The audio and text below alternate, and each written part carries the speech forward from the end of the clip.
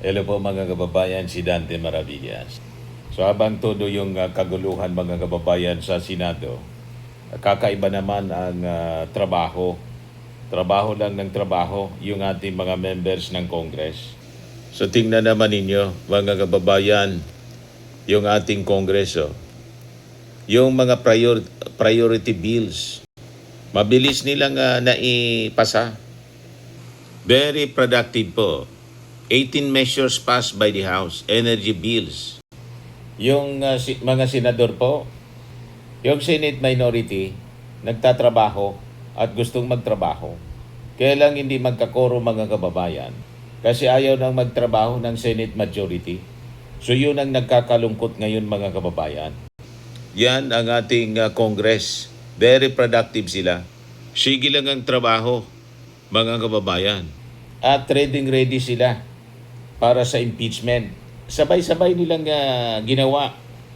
Habang yung House Committee on Justice nakatutok doon sa impeachment, other committees ng Kongreso nandun sa ibang mga priorities na dapat na kinakailangan ng ating mga mamamayang Pilipino. Pero ngayon yung Senado, paralyzed na po mga kababayan. So nakikita natin yung pagkakaiba ng dalawang houses of Congress.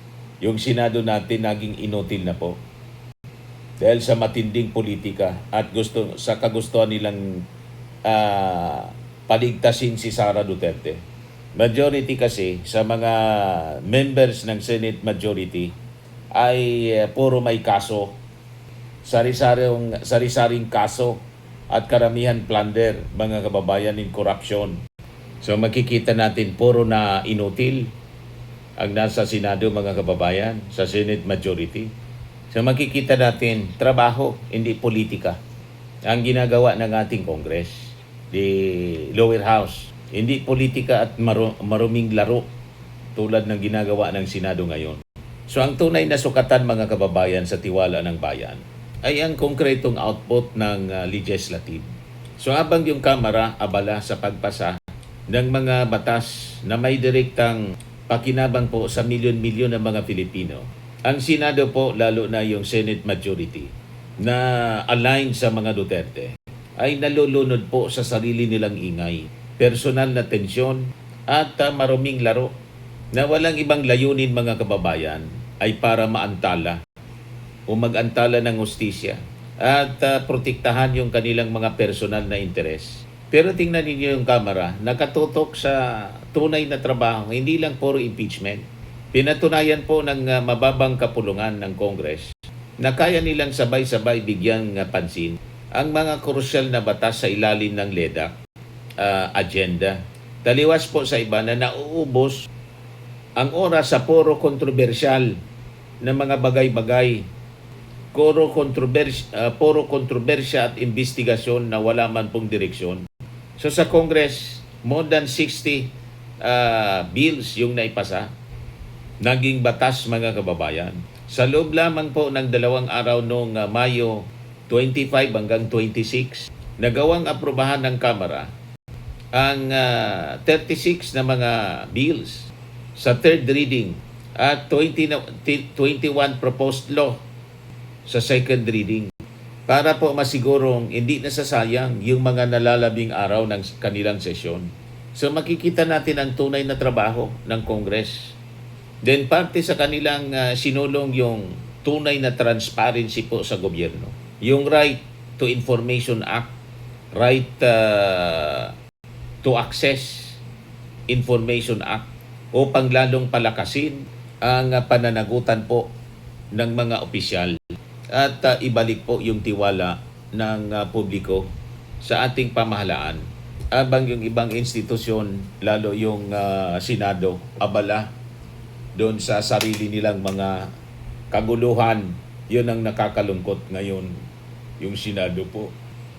Pinasa din nila yung batas para sa kaligtasan ng ating mga kabataan mula sa pang-abuso.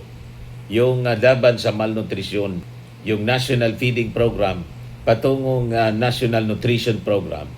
Dahil po kinikilala ng Kamara ang kalagahan ng kalusugan ng ating mga kabataan sa pagbuo po ng isang matatag na bansa. Nandyan din yung pananagutan at katotohanan sa internet. Yun pong tinatawag na Digital Media Anti-False Information Act para po puksain yung mga mapanirang disinformation. Uso ngayon masyado, mga kababayan. At para turuan yung publiko sa tama pong paggamit ng digital media. Kita ninyo, napakagagandang mga measures yung ipinasa ng ating Kongreso. Pinagtibay din nila, mga kababayan, ang pagpapalakas sa Basis Conversion and Development Authority o yung BCDA upang makapagpasok po ng mga bagong pamumuhunan, infrastruktura at oportunidad na direkta pong makakatulong sa milyon-milyong mga Pilipino. Nakita ninyo? Pero ngayon, yung paralyzed yung Senado ngayon dahil sa kanilang pamumulitika at protekta kay Sara Duterte. So nakapokus po sila, yung Congress, hanggang sa uling araw. So habang ang ating mga senador ay naliligaw sa ingay ng politika, nangako naman yung ating mga congressmen na itataguyod nila yung produktibong pagpasa ng mga batas para po sa pampublikong kapakanan hanggang sa uling araw nila ng sesyon. You see, ilan pa mga kababayan sa priority at high impact na panukalang batas na pasado na po sa third reading sa Congress, yung National Land Use Act, nagtataguyod ng pambansang balangkas sa paggamit ng lupa para ayusin po yung spatial planning, pangalagaan yung ating kalikasan at protektahan yung mga pangunahing lupang agrikultural laban po sa maling conversion. Nakita ninyo kung gaano kaganda yung mga pinapasang batas ng ating mga congressmen, yung mga senador puro ng Sara Duterte. Nandiyan din, mga kababayan, yung National Center for Geriatric Health Act. Pagtatayo po ng isang specialized na mga ospital at institusyong nakatutok lang po sa kalusugan ng mga matatanda o senior citizen at geriatric research. So nandun yun yung Academic Recovery and Accessible Learning o ARAL Program Act, pagtatag ng isang pambansang programa para tulungan ng mga estudyanteng nahuhuli sa klase at tugunan ang naging epekto ng pandemya sa edukasyon. Ano pa? Yung Early Child Care and Development System Act, pagtataguyod ng mas matatag at komprehensibong sistema para sa pag-aalaga sa kalusugan at maagang edukasyon ng mga sanggol at bata.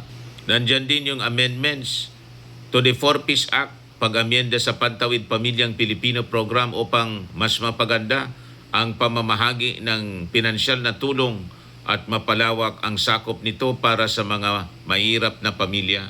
Nandyan din yung amendments to the EPIRA, pagbabago sa Electric Power Industry Reform Act para palakasin ang kompetisyon sa merkado ng kuryente at mapababa ang singil sa kuryente ng mga consumer. O di ba, mga kababayan, napakaganda ng mga pinapasang mga batas ng ating Kongreso.